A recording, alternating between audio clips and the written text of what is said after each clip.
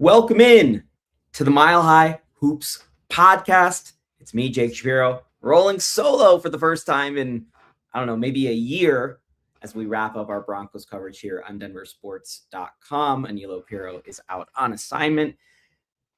I've got a big question, which developed last night after I came home from the football game and was watching the NBA, as I do almost nonstop. I watched the San Antonio Spurs drop a game at home, followed a few minutes later by the Oklahoma City Thunder dropping a game at home.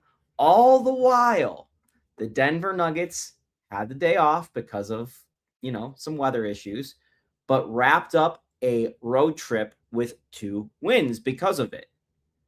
So now the Denver Nuggets sit at 31-5, which is pretty remarkable. 31-15, which is pretty remarkable when you think about it, right? Like, who would have guessed? I was saying that they could lose all 15 games without Joker. It was possible, right? And they've gone above 500. In fact, over the last, 15 or so games, the Nuggets have only lost 1 game in the standings to the Oklahoma City Thunder. It's absolutely remarkable where the Nuggets are right now, and I won't get over it, so I'm going to keep talking about it. But they're 31-15, which is the exact same record as the San Antonio Spurs. Joker and Wemby have played the exact same amount of games, both of 32 games. So 31-15, that comes out to 46.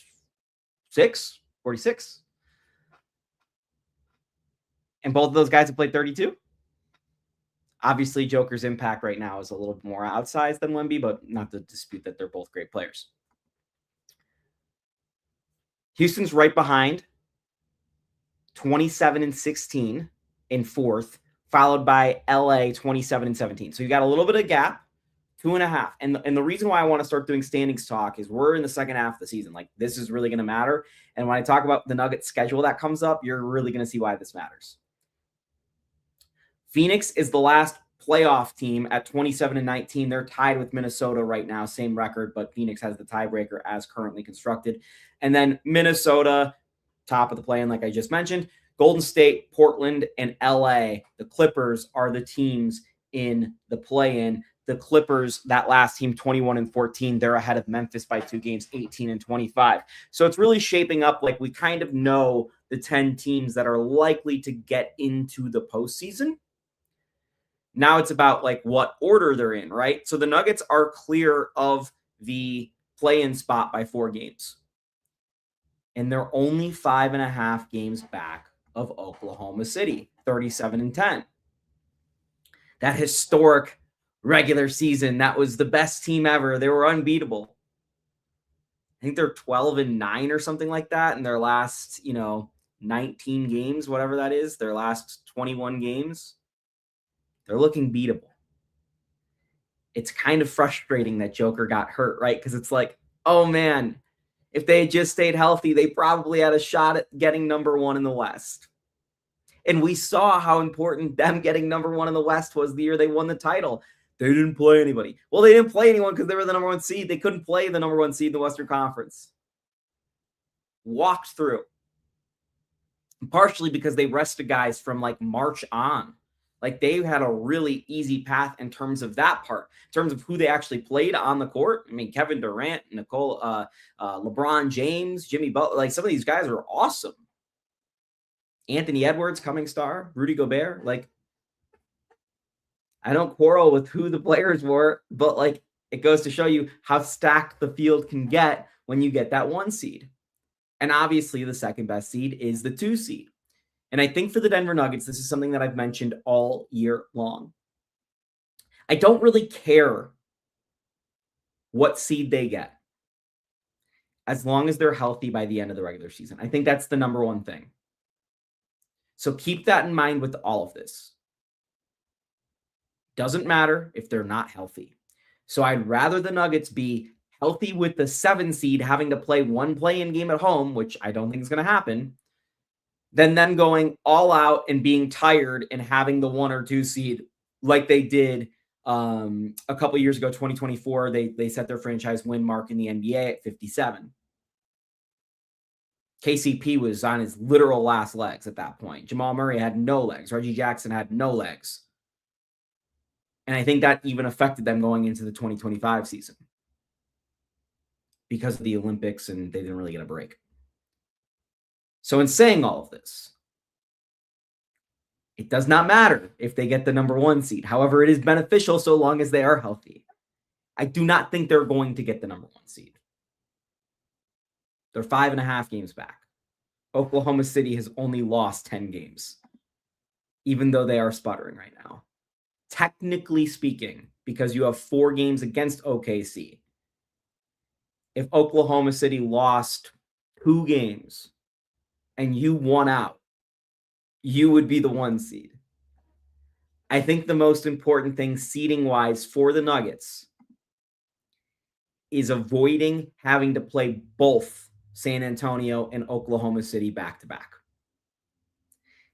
If there is a way, and again, this is looking hard because there's a 2.5 game difference from 2 to 3 to 4 with Houston and a 5.5 game difference to Oklahoma City. But if there's a way the Nuggets can collect the 2 seed and San Antonio drops down to 4 and has to play Oklahoma City in the second round, the same thing we saw happen to the Denver Nuggets, where it was basically, this is the NBA Finals in the second round to some extent.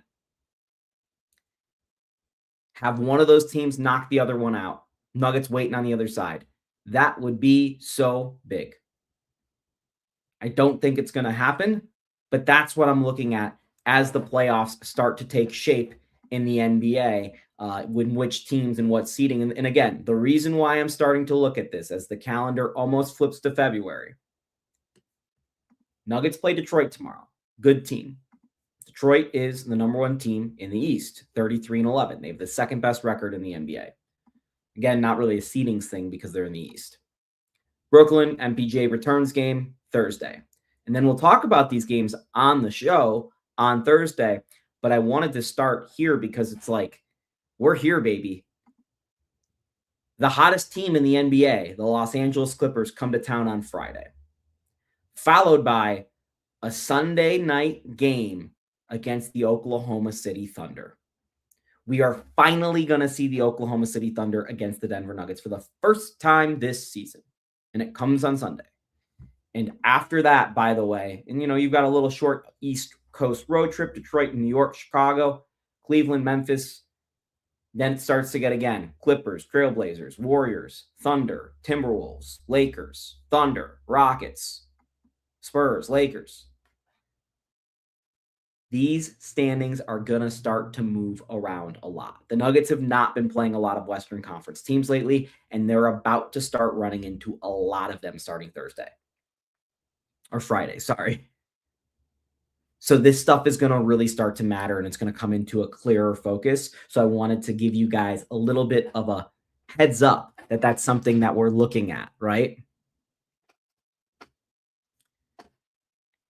So we're about to start the second half, or we have started the second half, but I think a lot of people say the second half is after the All-Star break, even though it's like the last third. To me, I'm going to demarcate it with like Jokic coming back, which might happen tomorrow. Today is the 4-week mark on Jokic's injury, which we heard we're going to hear a reevaluation. Well, the injury report comes out in a couple hours. If Jokic is questionable, that's our reevaluation. We have found the answer, which is Joker's coming back. If not Tuesday, probably Thursday. And that game in Memphis that got delayed and will be postponed to a later date, that's one more game for Jokic to play. And that means even if Jokic comes back now, which means the 65-game rule wasn't going to be that relevant, it gives the Nuggets an opportunity to pick their spots a couple times and still keep Jokic eligible for the 65 games and have him miss a couple games later on in the season. So that game in Memphis, I think, is actually going to matter quite a bit. And again, another game the Nuggets don't have to play right now when they are not whole. And they'll likely reschedule it for a time where the Nuggets at least have some semblance of a stronger group going out there on the floor. Not to say that these guys aren't capable. Clearly they're capable. But I think we all know that, everyone in the building over there at Ball Arena wants to see the Nuggets play more games with Nikola Jokic instead of less. So that was a nice break from the weather. The weather gods looked down upon the Nuggets in that one. But yeah, Jokic could come back Tuesday. Be huge. I don't know if I expect it, but we're getting close. We're getting really, really close. And that's when I'm going to start thinking about the second half of the season, because we had that first third, where the guys were healthy, 15 games looked awesome. We had that kind of middle third where it was Joker carrying with Jamal. And then that last third of the first half where it was like nobody's playing, Jamal's carrying, Peyton's carrying. Sometimes Jamal's not even playing. AG's battling injuries, just a mess. So we had kind of those 3 different chapters of the first half of the season. Second half of the season, I think the biggest question I have in my mind, once Nikola Jokic comes back and the Denver Nuggets are healthy and Cam Johnson and Christian Brown are reinserted into the lineup, what does it look like for Peyton Watson? Is he a starter? Is he taking Christian Brown's job? Is the starting shooting guard long term? Or at least for the rest of the season? I don't know. I kind of like Peyton still coming off the bench, giving him the ability to create. I think he's formed a really good relationship and chemistry with Bruce Brown and Tim Hardaway Jr., and you kind of want that, right? Like, the whole thing going into this Nugget season is we want a better bench here in Denver. Christian Brown, and I've said this before, is a Jokic-reliant player, and this is not demeaning at all, because everything that happens in Denver is reliant upon Nikola Jokic. So saying Christian Brown is Jokic-reliant is like saying a tree is reliant on the sun. Well, no crap. Like, it needs the sun. No one's working without the sun, right? Except those weird animals that thrive off thermal vents. And Peyton can be one of those guys, right? Like, Peyton works without Jokic. And that shouldn't be a detriment. That should be used to the advantage of the fact that the Nuggets should play Peyton Watson in minutes without Jokic. So it's not necessarily a demeaning thing or a pro or a con about either player and Christian and Peyton. It's just, we're seeing what we have. Let's take advantage of the fact that we have these things. So I'm really interested to see what his usage rate looks like, how many shots he gets, what the creation looks like. Will he be more focused on defense again like he was at other points in his career? Will the offense continue to flourish now that Jokic trusts him a little bit more through that stretch, which I think people are forgetting about, which Jokic and Watson were playing really well together? Can they develop some chemistry long term? How does this impact the Nuggets' chances come playoff time? Is Jalen Pickett going to be a long-term part of this role as a backup point guard? Are the Nuggets going to go to a 10-man rotation? Like, I have a lot of questions about this. And I'm really excited to find out the answers to them. Because Peyton Watson has definitely earned a lot more playing time. And at the very least, and don't forget the 2023 Denver Nuggets, they had 8 guys in the playoff rotation, 7 really playing hardcore minutes. If you can get Peyton Watson playing 30 minutes a game and your starters all playing 35 minutes a game in the playoffs, you really only need another 20 minutes from a combination of bench guys. Like, there really isn't that many more minutes to go around. So a team with 6 starters, especially because Peyton Watson is so versatile, Aaron Gordon, versatile. Cam Johnson, to some extent, versatile. Because of that versatility, the Nuggets are probably going to get away with being able to play 6 guys heavily in the playoffs so long as they're healthy, and then working out the positional stuff on the back end. Trade deadline is a week from Thursday. On Thursday's podcast, I'm going to do a bigger breakdown on the trade deadline. I literally have the tab open with like a bunch of ideas and trades the Denver Nuggets can make. I think the thing you need to know this week, and it was reported by the fantastic Bennett Durando from the Denver Post, really good reporter. The Denver Nuggets are considering sitting Spencer Jones for a couple games before the trade deadline because he's going to run out of games available on his two-way contract here in a second. And obviously, the Nuggets have to wait till guys are healthy to sit him. And right now they're not. So they have to just string it out with Spencer right now. It puts them in a hard place negotiation-wise, obviously, because everyone knows what they need to do. But they're going to convert Spencer Jones to a full-time contract, which will give them the ability to play him in the playoffs. As of right now, he cannot. And he's going to run out of games and not be able to play in the second half of the season. That will happen. Zeke Naji is a guy who has played a lot better lately, but is still an obvious trade candidate because he's the sixth highest paid player on this team, and he's clearly not the sixth best player.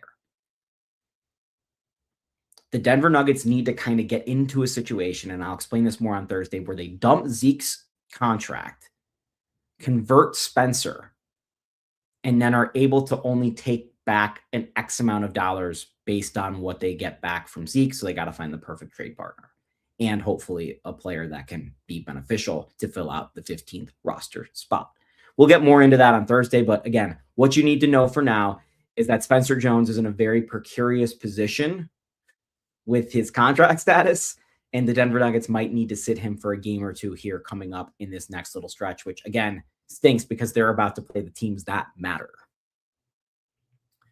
And I think, I was looking at this as I thought about the trade deadline, and this is a long-term Peyton Watson impact. There's been no trades. No trades. None. Well, one, Trae Young.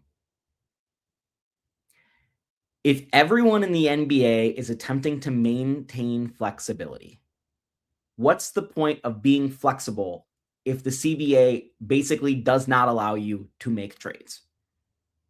To me, flexibility is just a substitute word for we're trying to cut payroll, we're being cheap. If the Nuggets can get into a situation where they can retain Peyton Watson, which is the second biggest question of this offseason, second biggest. Most people are thinking about it as the first biggest. Second biggest question is Peyton Watson. First is Nikola Jokic's extension. I know we all think he's going to sign it, and I'm not disputing that. But you still have to put pen to paper.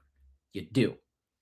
That's the number one piece of business with the Denver Nuggets, right? And I think we can all agree, even if there probably isn't a question about it. Number two is then what do you do with Peyton Watson? If you're going into the second apron anyway, which the Nuggets are slated to, and I know if you paid Peyton and kept the whole gang together, your tax bill would be like, in combined salary, would be you're paying $400 million for this team, which I doubt the Kroenkes are going to do. Not my money, let me tell you. They should be serious and chase a championship. They always talk about owing it to Nikola Jokic. If they believe it, they don't need to be flexible. They have enough talent on this roster to give it a 2-year run. And it's one of those things where I've said over and over, I don't know if the Nuggets window looks past this year because I can't see it. It's a little bit murky past this year. Peyton Watson gives you a chance to extend that window so long as you're willing to go into the second apron next year. Keep Jonas Valanciunas, keep Cam Johnson. There's some moves around there that maybe we'll look into later. But point being, as we approach this trade deadline, those are the two questions to keep in mind about the offseason business, because offseason business does affect how teams operate at the trade deadline. And personally, I don't get the second apron thing and being scared to enter it. I'd rather have a good team. And we saw what happened when the Nuggets let KCP go and how important that was. If they had simply had KCP last year, I think they win the championship. Forget the second apron. Just go into it. Being flexible is completely overrated if you have the proper team, which it appears the Denver Nuggets have. And by the way, this year they maintained flexibility, but they didn't want to hit the luxury tax, so they didn't sign a 10-day guy when Nikola Jokic is out, and they didn't do this and they didn't do that because of this, that, and the other. They were flexible this year. This was the flexible version of the Denver Nuggets. Like, come on. What's the point? There's no point to be flexible. It doesn't make any sense whatsoever. And I think that's one of the reasons why there's a lack of deals in the NBA, is because this is something that every team is dealing with under the CBA. It's not just the Denver Nuggets. The Denver Nuggets just happen to have talent right now. So there is a pressing need to win, right? Whereas these other teams kind of don't know what to do. All right. Looking forward to this week of basketball in Denver. We'll be back on Thursday with Danilo Piro. I'm going to do more trade deadline stuff, give you some names the Nuggets might target. I'm going to look at what else might go on around the NBA because, in my opinion, the biggest trades that are going to happen with the Denver Nuggets probably aren't related to the actual Denver Nuggets, right? It's does Oklahoma City go and get Giannis? I don't think they're going to. Doesn't make a lot of sense. But that changes everything. Same as San Antonio. And both of those teams have the assets to do it. So I'm going to explore on Thursday what big trades could occur in the NBA and then the small trades the Denver Nuggets are going to make because they're not going to make a big trade. And that's completely fine. They don't need to make a big trade. But let's say the Clippers swung for the fences with how they're playing lately. Might tip the scales a little bit. Jake Shapiro, Mile High Hoops podcast. We'll catch you later right here on denversports.com.